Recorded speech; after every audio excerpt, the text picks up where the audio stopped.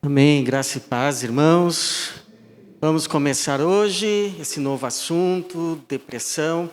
Não só numa perspectiva, depressão como patologia, doença, mas também dias que estamos mais tristes, abatidos, talvez depressivos. E o que a Bíblia nos ensina sobre isso? Então, da minha parte, que não sou psicólogo, psiquiatra, vai ser uma abordagem bíblica. O que a Bíblia nos fala a respeito disso, desses dias. E no decorrer das nossas quartas-feiras, vamos ter aqui, pelo menos uma pessoa já está confirmada, uma psicóloga que vai também nos trazer uma abordagem da psicologia. Mas hoje, quero convidar você a abrir a Bíblia em 1 Reis, capítulo 19. Ou seria Primeira Reis? Primeiro Reis ou Primeira? Por quê? Livro, isso aí. Muito bem. 1 Reis 19, nós vamos ler a partir do versículo 1. 1 Reis 19, vamos ler a partir do verso 1, que diz assim: Acabe contou a Jezabel tudo quanto Elias havia feito e como matara pela espada todos os profetas. Então Jezabel mandou um mensageiro dizer a Elias que os deuses me castiguem, se até amanhã, a estas horas, eu não houver feito com a tua vida, como fizeste a deles. Quando ele ouviu isso, fugiu para salvar a própria vida. Chegando a Berseba, que pertence a Judá, deixou ali o seu servo, mas ele entrou pelo deserto, caminho de um dia, sentou-se debaixo de um arbusto e pediu para si a morte, dizendo: Já basta, ó Senhor, toma agora a minha vida, pois não sou melhor que meus pais. E deitado debaixo do arbusto, adormeceu. Então um anjo o tocou e lhe disse: Levanta-te, come. Ele olhou e à sua cabeceira havia um pão assado nas brasas e uma vasilha de água. Tendo comido e bebido, voltou a se deitar. O anjo do Senhor veio pela segunda vez, tocou e lhe disse: Levanta-te e come, porque a viagem será muito longa. Ele se levantou, comeu e bebeu com a força desse alimento. Caminhou 40 dias e 40 noites até Horebe, o monte de Deus. Ali entrou numa caverna onde passou a noite. Até aqui, por enquanto. Vamos orar. Obrigado, Senhor, por esta noite, pelo teu povo que aqui o Senhor traz, pela certeza também da tua presença, do teu Espírito conosco. Pedimos agora que o Senhor mesmo nos ministre a tua palavra, nos abra o coração, a mente, o entendimento, que esta palavra enviada pelo Senhor encontre lugar no nosso coração, trazendo cura, trazendo orientação, instrução e entendimento que vem da parte do Senhor.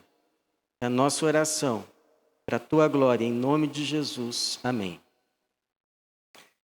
Me lembro, faz um tempinho, uma capa, uma revista gospel, que tinha uma jovem tirando uma máscara. A máscara, que era o rosto dela, era assim o seu rosto radiante, todo iluminado, um olhar confiante, um sorriso. Mas, ao tirar a máscara, era revelado então o seu verdadeiro estado. Era um rosto sombrio, com um olhar cabisbaixo, olheiras profundas. E a matéria falava a respeito de pessoas na igreja que vivem em depressão, mas sem ter a necessidade de manter a aparência. de crente feliz e confiante. E você sabe, você que já tem mais tempo de igreja, que houve um tempo que crente não podia ficar triste. Quanto mais ficar com depressão. Se eu soubesse que alguém estava com depressão, esse sujeito deve estar em pecado, deve ter feito alguma coisa, porque a alegria do Senhor é a nossa força, crente não fica triste. Hoje a igreja tem um outro olhar, ela entende melhor que há irmãos que são diagnosticados com depressão, que precisam de ajuda profissional, precisam de tratamento, precisam de medicação.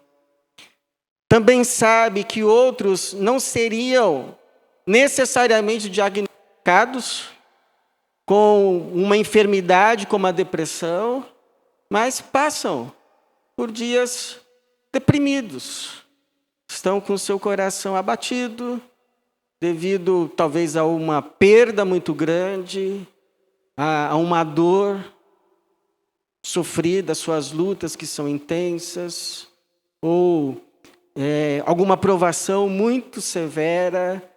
E a Bíblia, de fato, fala de alguns personagens que tiveram dias de abatimento, que ficaram com o seu coração mais do que entristecido. Por exemplo, Ana. Ana, ela vivia com o rosto abatido por causa das provocações da sua rival, a Penina, que a provocava porque ela não tinha filhos. E a Ana ficava tão abatida que perdia o apetite, não queria comer. Uma outra, Noemi. Noemi perde seu marido, perde os seus 2 filhos. Ela volta então para sua terra e diz assim, quando o povo começa a dizer, não é essa Noemi, não é essa Noemi. Noemi voltou. E aí Noemi diz assim, não me chamem mais Noemi. Me chamem agora de Mara. Que Mara significa amarga. A vida, os acontecimentos deixaram a sua alma amarga. Ela estava amargurada. Quem mais? Que outros? Jó. Será que eu preciso falar de Jó? Você conhece a história. Ele disse assim, olha, para mim, era melhor nem ter nascido. Primeiro ele considera que os que já morreram são mais felizes. Depois ele diz assim, na verdade, mais feliz do que os que já morreram foram os que não nasceram. Os que não nasceram são ainda mais felizes, porque nem experimentaram o sofrimento da vida. Quem morreu, né, já passou pelo sofrimento, ainda não tinha aquela concepção tão formada de céu e inferno.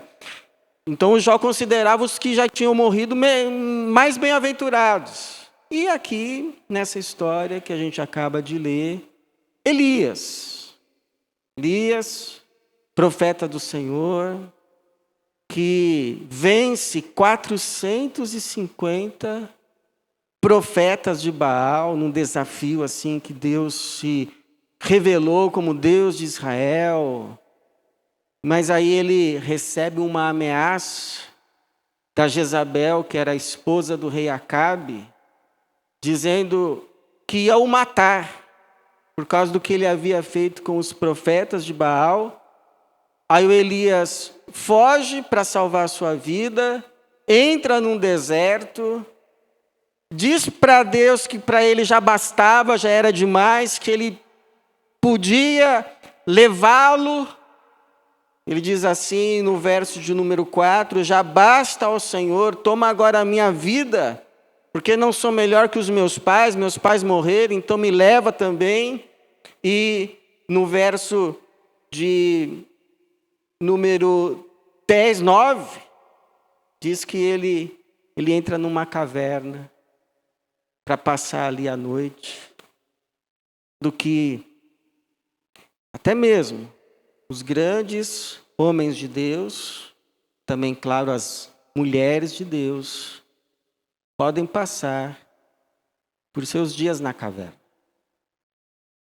Então, o que a gente pode aprender, irmãos, com essa história que nos ajude a ajudar pessoas que estão passando pelos seus dias na caverna? Você conhece alguém? Está passando pelos seus dias de caverna escura? O que a gente pode aprender para ajudar essas pessoas, ou mesmo nos ajudar, quando talvez nós mesmos estivermos na nossa caverna? Será que você é uma dessas pessoas que Deus gostaria de falar comigo e com você sobre os nossos dias de caverna? Então, a primeira lição é que Deus permite. Deus permite que a gente passe nessa vida alguns dias de caverna. E você sabe que não precisa ser só um motivo que leve alguém para um dia de caverna. Às vezes é uma somatória, é um conjunto. Por exemplo, muita gente critica o Elias, dizendo assim: poxa, mas esse homem, ele vence 450 profetas de Baal, fora os de Aserá. Deus se mostra ali tão poderoso para com ele. E aí ele se alarma todo por causa de um bilhetinho de uma mulher. Mas, irmãos, na verdade, não foi só aquele bilhetinho. O Elias já estava passando por essa luta há 3 anos. Ele já tinha confrontado o Acabe, ele teve que fugir para o deserto, ser alimentado ali por corvos, beber água do ribeiro. Aí vem a seca que ele tinha profetizado que viria, o ribeiro seca. Aí ele tem que ir para uma outra cidade, uma cidade estrangeira, de Serepta. Ele tem que ficar ali sendo sustentado por uma viúva. Ora, se já seria humilhante para um homem judeu ser sustentado por uma viúva judia, porque na cultura de Israel era as viúvas que tinham que ser sustentadas, não o contrário. Então imagine um homem sendo sustentado por uma mulher, ainda viúva e ainda estrangeira. Ele aceita a condição. Ele se submete ao que Deus tinha ordenado. Mas o filho da mulher morre. E a mulher culpa o Elias. Você veio fazer aqui na minha casa? Você veio aqui trazer à memória de Deus os meus pecados? E agora Deus se lembrou dos pecados que eu cometi na minha juventude? E agora castigou meu filho? E aí Elias ora, implora, o menino ressuscita, entrega de novo para a mãe. Só que aí Deus fala para ele: volta agora, encontra de novo com Acabe. Aí tem mais um embate com Acabe. E aí tem o desafio com os 450 profetas. Imagina o desgaste emocional, aquele embate todo. E Deus de fato responde com fogo do céu, queima o sacrifício. O povo, quando vê assim, que os profetas de Baal clamaram, não houve resposta do céu, só quando Elias clamou a Deus, ao Senhor, veio o fogo do céu, o povo se prostra no chão com o rosto em terra e começa a dizer: o Senhor é Deus, o Senhor é Deus, o Senhor é Deus. O que você acha que deve ter passado na mente do Elias? Puxa, agora as coisas vão mudar. Pode acontecer um avivamento aqui nessa terra. Talvez até Acabe e Jezabel vão ser tocados. Porque tamanha é essa prova de quem é o Deus verdadeiro. E aí chega um bilhetinho para ele de Jezabel. E quando ele abre, está escrito: vou te matar.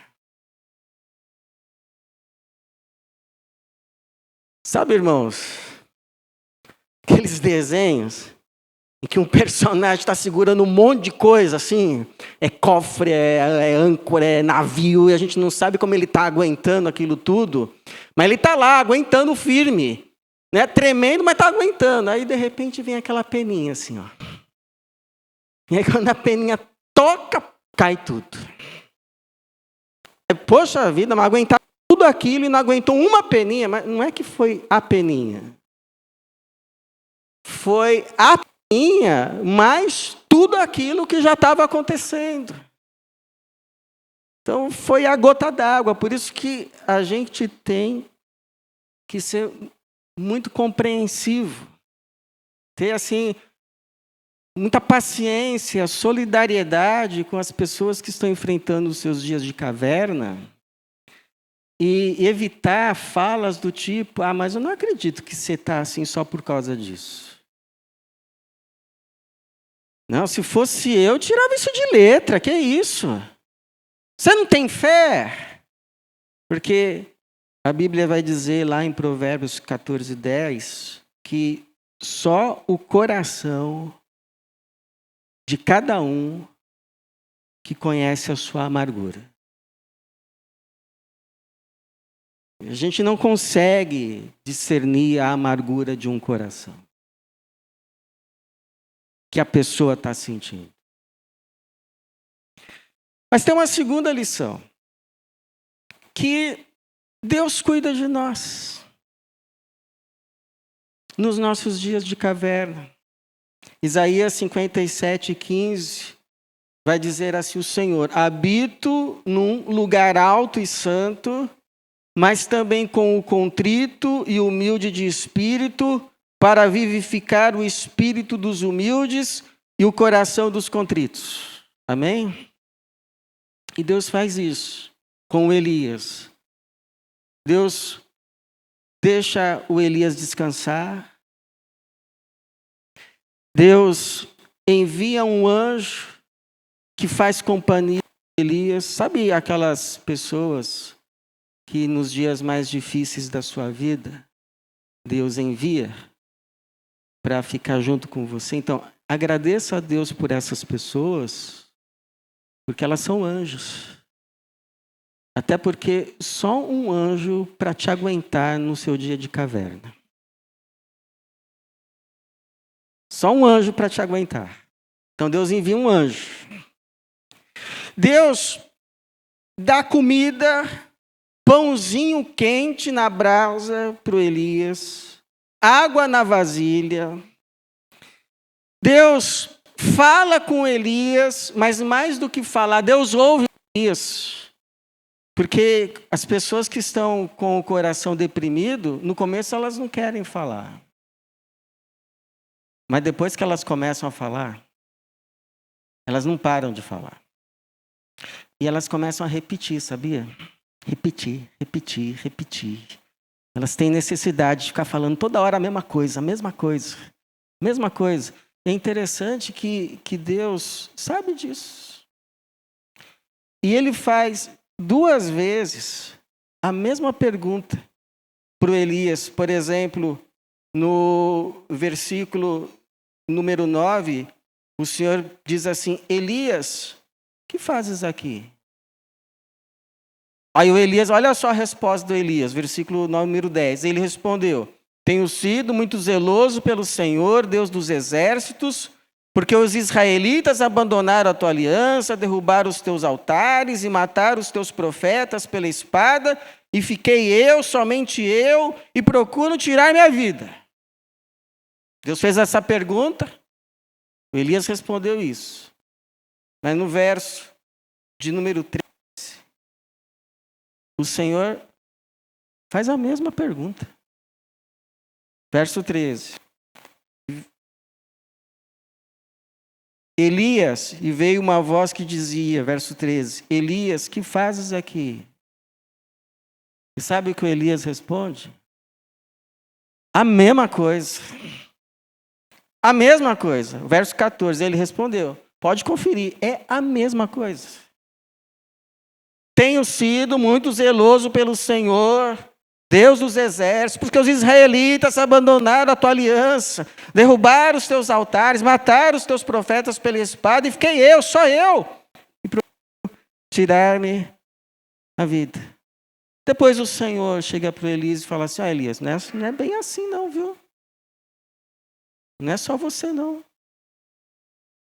Tem mais 7.000 que não dobraram os joelhos. Ou seja, dizendo assim para Elias: não é só você que sofre nessa vida, não.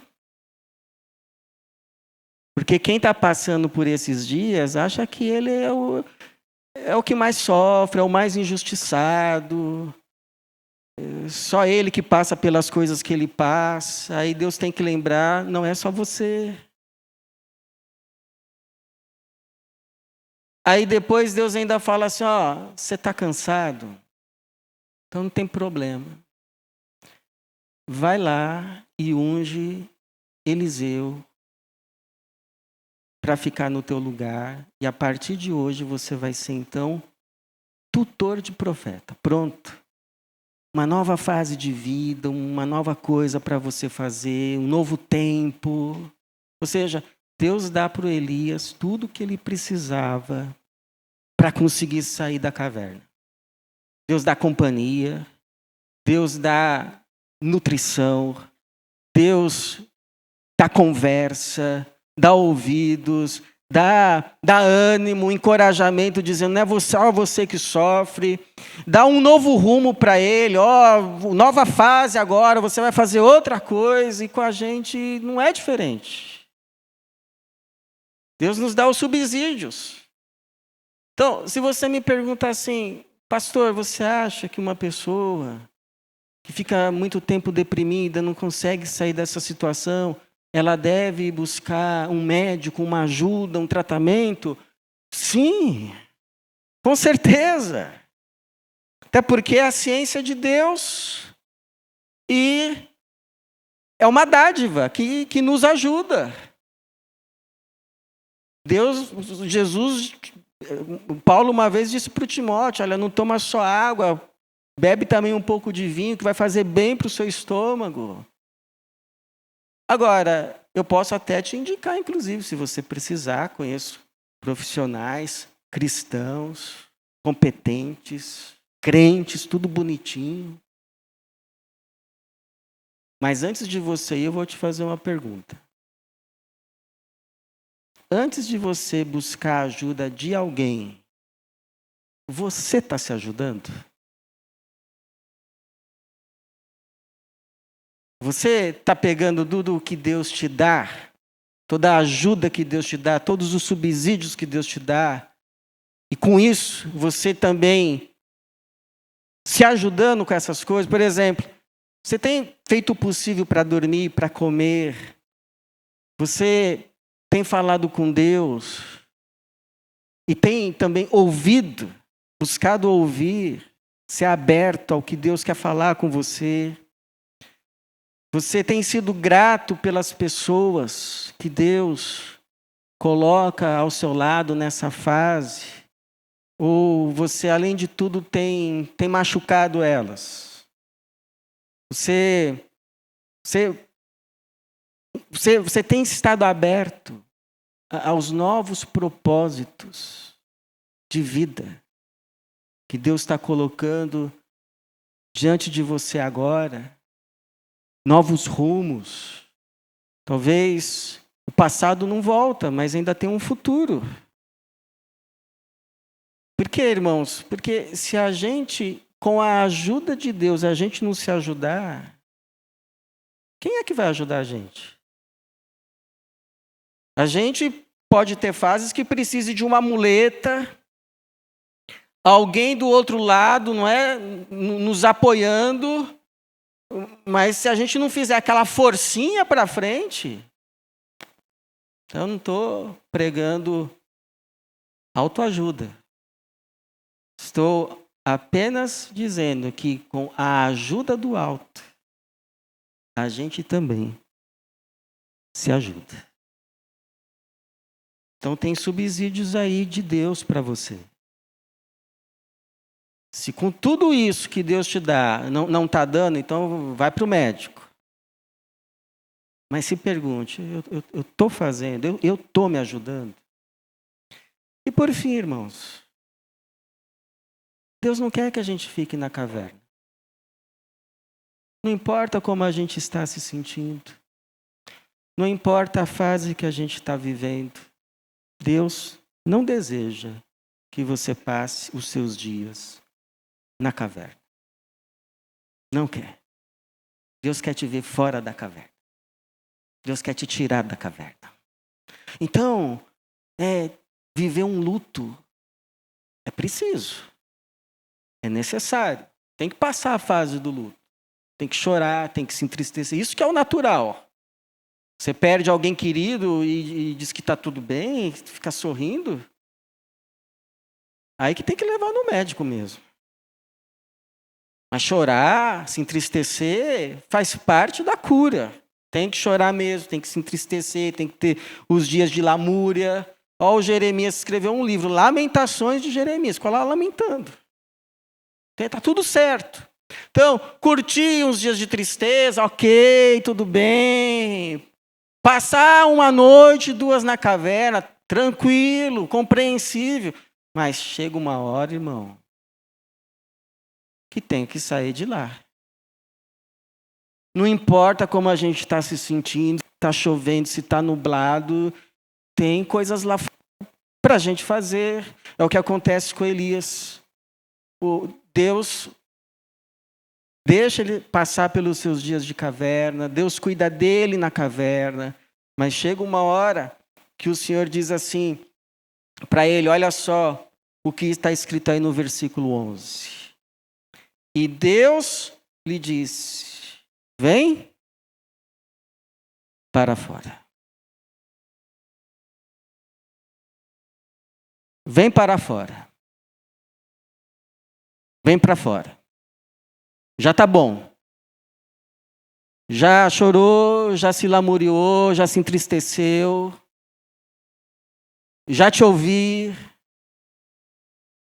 Já falei com você. Agora vamos. Vem para fora. E o que o Elias faz? Ele vai. Por quê? Porque Deus permite que a gente passe pelos dias da caverna, cuida de nós, mas os propósitos dele para a nossa vida estão fora da caverna. Eu lembro o caso de uma família que foi ser missionária no Peru e era uma família que tinha 2 filhos já na adolescência e os filhos se revoltaram.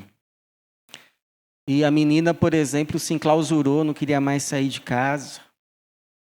Mas aí, passado um tempo, passado um ano, a moça disse assim, pô, mas agora eu também já não quero ficar assim, né? Deixa eu ver o que tem de bom por aqui.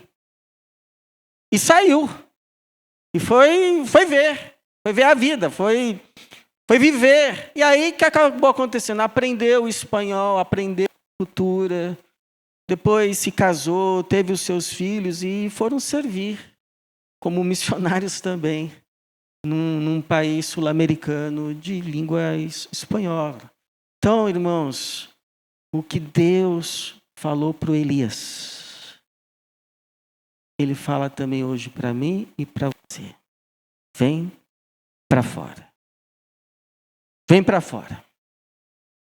É como um psicólogo cristão, quando quer dar alta para um paciente, eu conheço esse psicólogo, ele diz assim, olha, tristeza faz parte da vida. Faz parte da vida. No mundo tereis aflições. Então vai, não fica aqui dependente de mim. Vai viver e entende, tristeza faz parte, está tudo certo. É essa a vida mesmo, não é só com você. Então, eu não sei se você já viveu seus dias de caverna, se está vivendo.